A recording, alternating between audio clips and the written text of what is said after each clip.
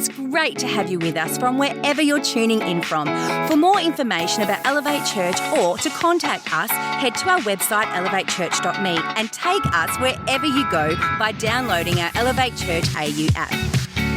We hope this message inspires and helps you to take your next steps in your journey. Before we kind of head into the meat of the message, so to speak, which is week 3 of our series, God is on the Move, new feature alert for our app. So we have an app, if you didn't already know that, new feature alert. And in fact, here's the deal. In the seat backs in front of you, there's a little flow code.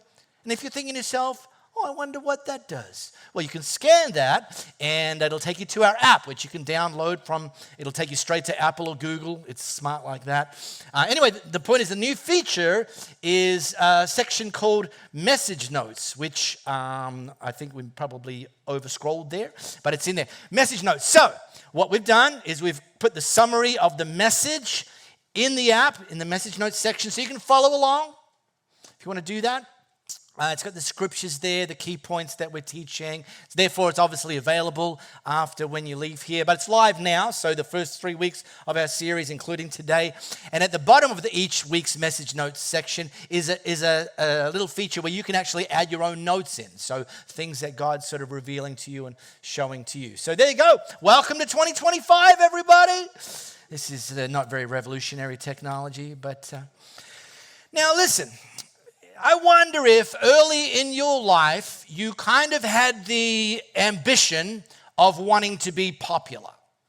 If you've ever thought, during primary school, high school, maybe first job, it'd be kind of nice, kind of cool to be popular. Echo Smith wrote the song about the cool kids, wish that I could be like the cool kids, because all the cool kids, they seem to fit in. Wicked, popular, you're going to be popular. I mean, that's kind of the summary of that song, in case you missed it. You can go and see the Broadway show, but I just give you the big spoiler there. And then there's the all-time, never-to-be-defeated movie about wanting to be popular. Grease is the word, people, where a 43-year-old John Travolta and a 37-year-old Olivia Newton-John pretended they were in high school. And anyway, never mind. But I was thinking about myself. I took my mind back to the 1900s when I was in primary school. Stop laughing. It's 25 years ago, the late 1900s. Wait, what? I didn't get it. And in year 6, wanting to be popular with the girls. Well, not all the girls, just Susie. Now, back then, the way dating worked in year 6 at High Wycombe Primary School was if you liked Susie, but you didn't know if Susie liked you back, you would ask your best friend during recess to approach Susie in the playground and ask Susie on your behalf if she'll go out with you. And so your best friend would then come back and give you the verdict. Susie said, well, yes. Oh, how wonderful. Now, the way this relationship then unfolded is you would never ever speak to Susie. You wouldn't be seen on the same part of the playground with her, but you were officially going out. Until 2 weeks later, Susie sent her best friend over to you to tell you that, and here was the language, you've been dropped. And that's it. That's it. Thanks, Susie. It was fun while it lasted. Now, there was a recent survey done of 8 to 12-year-olds asking them to rank or list what they aspire to be in a career or a job when they become, old enough to get a job. 30% of those 8 to 12-year-old kids responded with their number one choice, a YouTuber. And I'm like, yeah, why not? I mean, you get to play video games all day and just screen record. You get to unbox things. You get to go on exotic places and take photos like this in front of things. Like you never actually look at the thing, you just look at the phone. Anyway, I mean, it sounds good, beats working for a living, but my hunch is baked into some of the people who aspire to be an influencer and so on, is this idea of wanting to be popular. Which, incidentally, it's not an evil thing in and of itself. I mean, who doesn't want to be liked? In my family, I'm the cool uncle. I buy Lego for my 11-year-old nephew. Hello. Anyway, I think he uses me a little bit. But anyway, I'll talk to my therapist about that. But, be the fun colleague, be the cool grandparent, the one, the grandparent that is borderline irresponsible with what they buy the grandkid. Like, can we go and see the grandparents? But here's the thing. The danger isn't wanting to be liked by people, because actually that's kind of a basic core human need, this idea of wanting to be liked and loved by other people. The danger is when we start measuring our self-worth based on what other people think or what other people say about us, which is a role that essentially God would like to reserve for himself, that our worth, best case scenario, is based around how God sees us. Can anyone else hear that? Welcome to sunny Perth, everyone.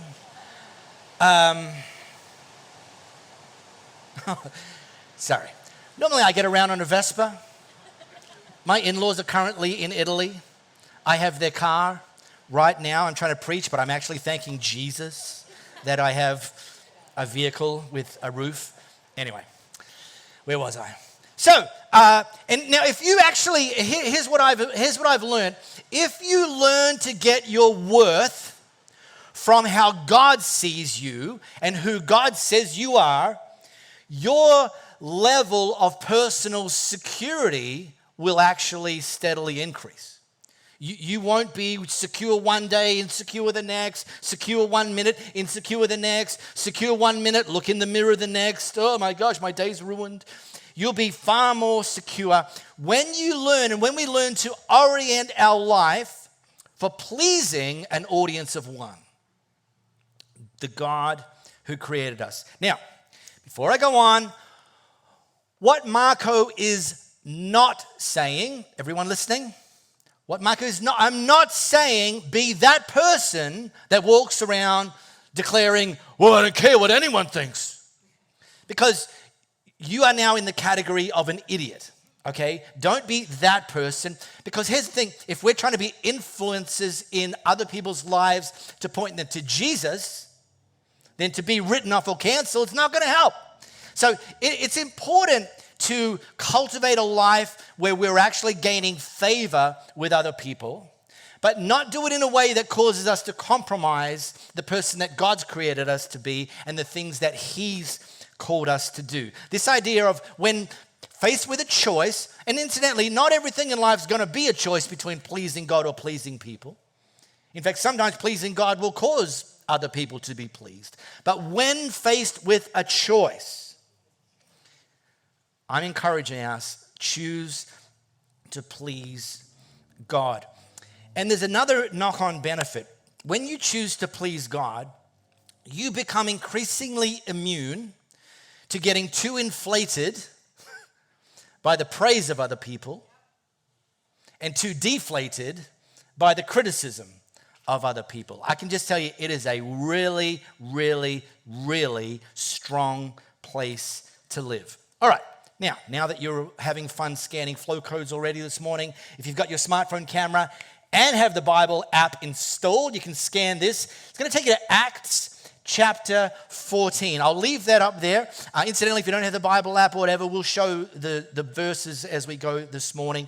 But we're teaching this series, God is on the Move. And we're seeing that here in Elevate Church. We're seeing people healed. We're seeing people getting jobs. We're seeing people getting visas to stay in the country legally. We're seeing relationships being restored, mental health being established. Great, great things. And we're saying, God, we are hungry for even more. And so we're taking our inspiration from the early church who saw God on the move like levels. And the highlight reel of the early church is recorded in this, what we now call the book of Acts, or the letter, the Acts of the Apostles.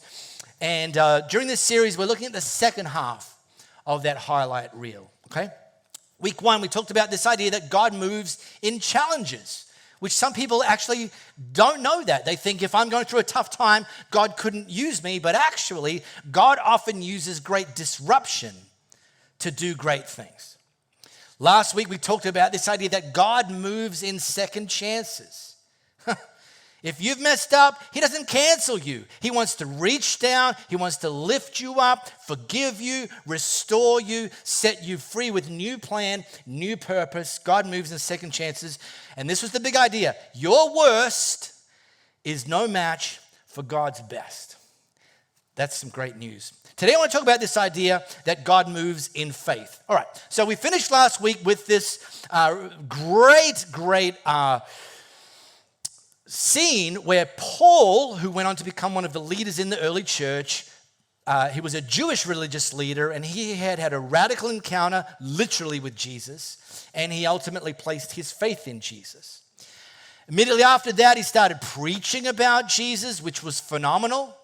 But the early church leaders were like, love your enthusiasm, Paul, but you're a little bit green. Need to how about you do a bit of preparation? So how about you go back to your hometown of Tarsus, and while you're there, we'll sort of assign some mentors to you to give you a bit of structure to really help you grow in this new faith that you've found in Jesus.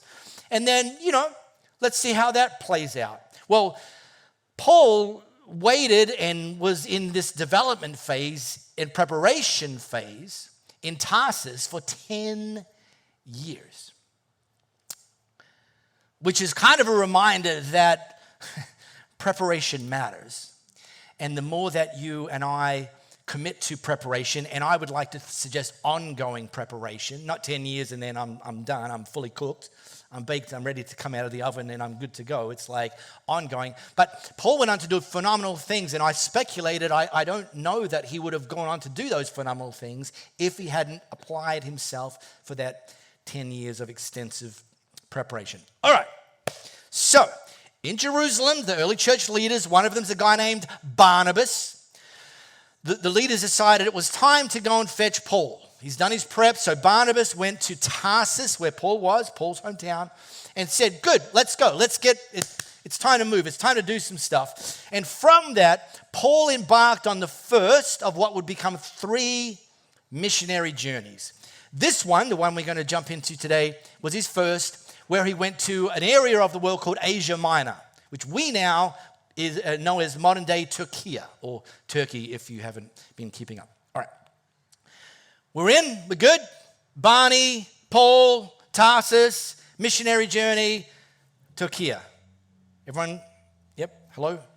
Just checking that you're awake. Where, by the way, in that part of the world, nobody had yet heard the good news about Jesus.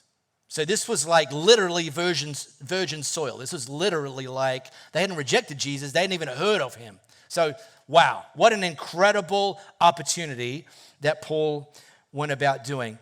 And he did in these missionary journeys, he did a pretty similar pattern. The first thing he would do is he would go to the Jewish synagogue. Now, he was previously a very well-respected, knowledgeable Jewish religious leader. So he would go there to engage with people who would have previously been his peers in the Jewish faith. And he would debate with them and try to convince them that Jesus was actually the Messiah that they have been waiting for hundreds of years, that God had promised, the Savior. And then you had mixed results in those settings. He would then springboard out of the synagogue and start to share that good news with the broader populace, talking about Jesus, which sounds wonderful until you read for yourself. It wasn't always wonderful for Paul. You'll read about one time where he went into a particular town and they were worshiping gods and they created idols, statues of all these various gods, and they're worshiping those statues worshiping those idols. Well, here's the thing. There was a guy, his business was making statues. And Paul started pointing people to Jesus and saying, stop worshiping the statues and the idols and the gods that are not real gods. How about you start worshiping Jesus? The guy that was making the statues, his business started to decline. This is real world stuff, people. And guess what? He wasn't happy. So he put an official complaint to the local authorities about Paul. Paul's affecting my profits. And so they ran Paul out of town. I mean, it's just real. Like this stuff happened. More often than not, the people that got a little bit upset with Paul were the Jewish religious leaders, because they saw the Christians as both being wrong, and then the fact that the number of Christians in the early church was growing in number and influence. They also saw them as a threat. So they tried to get rid of Paul. They tried to get rid of the church, kind of like extinguish the threat. So we pick that up right here. Paul arrives in a city called Lystra. He prayed for a man who was born without the ability to walk. This guy never walked in his life. Paul prayed for him, and this guy, now an adult, got up and started walking. Hello? I mean, that's going to get your attention, right? Yeah. Well, when the crowd saw what Paul had done, now they thought it was Paul, we know it was God, but you're just looking at what you're looking at. When the crowd saw what Paul had done, they shouted in their local dialect, "These men are gods in human form," which incidentally, when your wife says that about you, it's a good thing. But when you're talking about Paul in this setting, it's not a good thing. Honey, you're like a god in human form. I'll never tire of hearing that. They decided that Barnabas was the Greek god Zeus, and that Paul was Hermes, since he was the chief speaker. And then the people went off to start gathering up things to come back and worship Paul and Barnabas. Started gathering up wreaths and sacrifices, and they were preparing for this big kind of worship event, worshiping Paul and Barnabas. And then, look, at this point in history, this was Paul and Barnabas' moment. This is the point in your life where you start the YouTube channel. This thing is going to go off. You announce the tour. Here's the dates, people. Forget Taylor Swift and her Eras tour. We're going on the Healers tour. Yeah. And you print the merch, the before and after photo of the crippled guy who's now running a marathon. Yeah, it's amazing. And you're ready to get this worship. The people are ready, you're ready. Come on, bring it on. But thankfully, that's not what Paul and Barnabas chose to do. Instead, they chose to stay humble. We'll come back to that. But when I drop this word humble, this is one of those words and concepts that's actually been misinterpreted a lot over the years. This idea of humility. Some people have misinterpreted this idea of humility as kind of, be a doormat.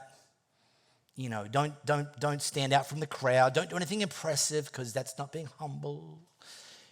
Go live in a cave and eat locusts. That's humility.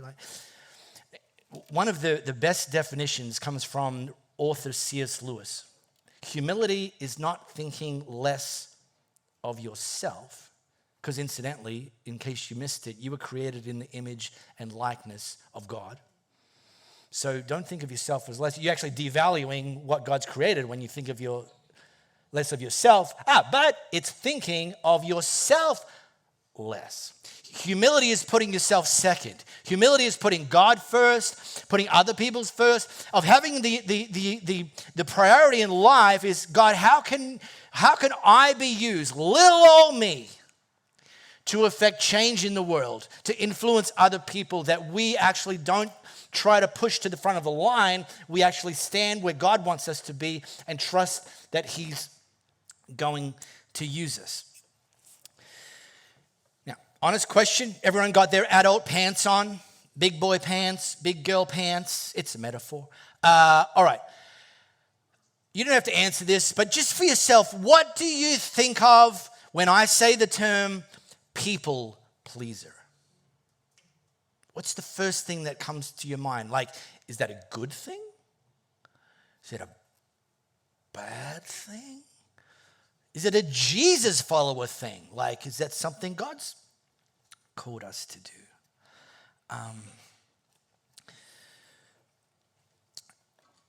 I don't think pleasing people is a bad thing, but it becomes a problem when we make it the main thing. When we strive to get our value, and I'm repeating what I said earlier, our worth, our value in how other people see us and what other people say about us. And some of you, and I know your stories, are recovering people pleasers.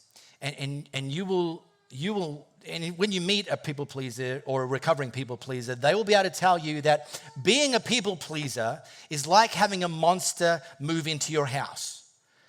And you have to keep feeding the beast. The beast just keeps on screaming out, I'm hungry. I need to be pleased some more. I need more affirmation from other people. I need you to start doing some dumb things. I need you to start saying yes when you really want to say no. I need you to start saying no when you really want to say yes. I want you to feed the beast, feed the beast. And at its absolute worst, people pleasers will start violating the principles of God when faced with the choice of pleasing people or pleasing God. But there's a better way to live, and that is to please God. Now, the great prophet, Denzel Washington, last month, well, he didn't win an Oscar this year. Oh, I thought you'd be heartbroken to hear that. Denzel Washington didn't win an Oscar this year. Oh, that's better. Now you're catching on. And he was interviewed last month, just asking about that. He's got a few already, but hey, listen, were you disappointed that you didn't win an Oscar this year? And he wanted to say, no, not at all. I've got some, and what's it really going to matter at the end of the day? Anyway, can't take them with you, all that sort of stuff. But he dropped this line in the interview. Man gives the award, God gives the reward. And the greatest reward that any of us could ever hope for is not try to smuggle an Oscar into heaven. Look what I found! The greatest reward that you and I are ever going to get, I'm telling you this, is when you stand face to face with God and He says to you, and He looks you in the eye and He looks back on your life and He says to you, well done, good and faithful servant. That is the greatest reward that any of us could ever get. And we can be chasing that reward while we're here on earth by choosing to please God first. So, all right. Paul and Barnabas, the local people think that they're gods, and they were actually devastated to hear that. They started tearing their clothes, Hulk Hogan style, and they're like, no. And Paul and Barnabas ran out onto the streets to intercept the crowd that was coming to worship them, and started shouting, friends, why are you doing this? We are merely human beings just like you. We've come to bring you the good news that you should turn from these worthless things and turn to the living God who made the heaven, the earth, the sea, and everything in it. I mean, come on now. Well played, Paul and Barnabas. Good choice. Well done. Not to take the worship to themselves, but to point towards God. Absolutely. But here's what you need to know. Pleasing God isn't always rainbows and unicorns. Sometimes you will be challenged. Sometimes there will be consequences that will actually cause you to potentially call into question, was this such a good idea? Well, pleasing God seemed like a good idea at the time, but now that these consequences, not always bad, but sometimes they were, yeah, because then some Jews arrived from Antioch and Iconium and won the crowds to their side. And they stoned Paul and dragged him out of town, thinking he was dead. These are the same people who moments ago were going to worship them. Now they're dragging them out of town and they're trying to stone them to the point of death. Can I tell you something that I think you already know? But I'm going to say it for the record anyway. People can be fickle. Hello. Not all people. I don't say that cynically. I just say that from experience. Last month was my 16th year leading Elevate Church. Well done, Marco. Thank you very much. I appreciate that. All right, thank you. Thank you very much. Appreciate that. But here's the thing. I have lost count of the number of times over that 16-year period where somebody's walked in and they've connected in and and they'll say to me or they'll say to someone, oh my gosh, this is the best church ever. Oh my gosh, I love this church. Oh, best church ever. Oh my gosh. And 2 years later, we are phoning the missing persons unit because that person has disappeared without a trace. And you're like, what? Only to see them pop up on the social media reel of the church down the road, which presumably is now the best church ever, until it isn't. Incidentally, I just share that one because I don't want to sound cynical, and I'm not. And by the way, that's the PG story. I've got a lot of other stories that are sort of more MA and R rated, and I'll just, we'll just skip over that one. Anyway. And these are just the so-called Christians.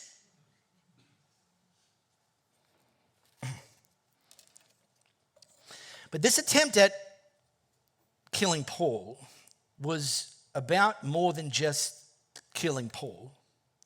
It was also about sending a message to the Christians that you could be next. That if you keep up this preaching the good news about this Jesus character, this could happen to you. And so they felt if they could eliminate Paul, that the courage level and the confidence level of the early church would recede, and maybe that church would shut up entirely, for fear of their lives. I mean, this is the real world. This book of Acts, it's an eyewitness account. It's not a once upon a time story.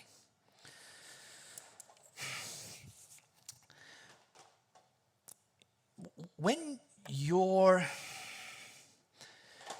somebody or something is pushing back on you for your faith, for what God's called you to do, the critics, the keyboard warriors, the armchair quarterbacks, the people in the stands who know everything about the game except about actually being on the field playing it. Those people. Yeah, well, when they start kind of firing things off at you, here's the reality. There is the option to back down. There's even the option to back out entirely.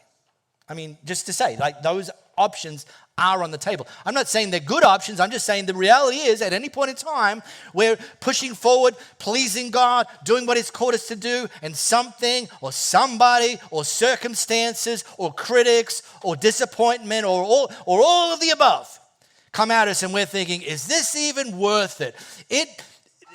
You have the option of backing down or backing out entirely. Literally, that's an option. But here's what I want to encourage us to do.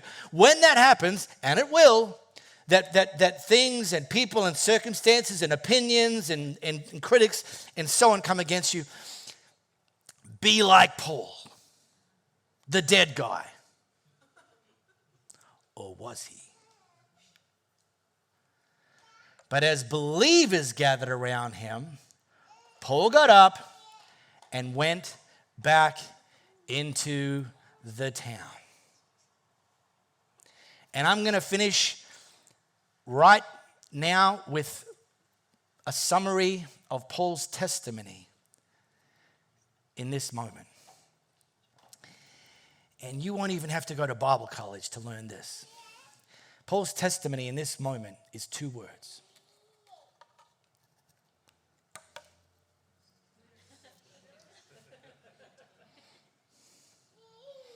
Still here.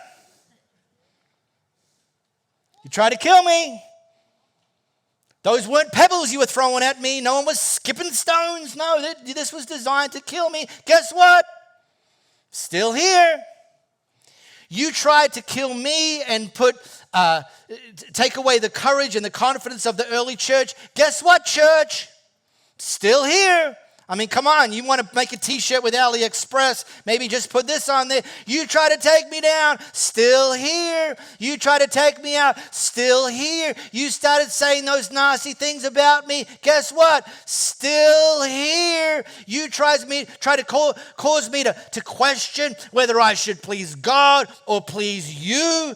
Critic, guess what? I chose to please God, and you thought that would take me out, take me down. Well, guess what? I got news for you. Still here.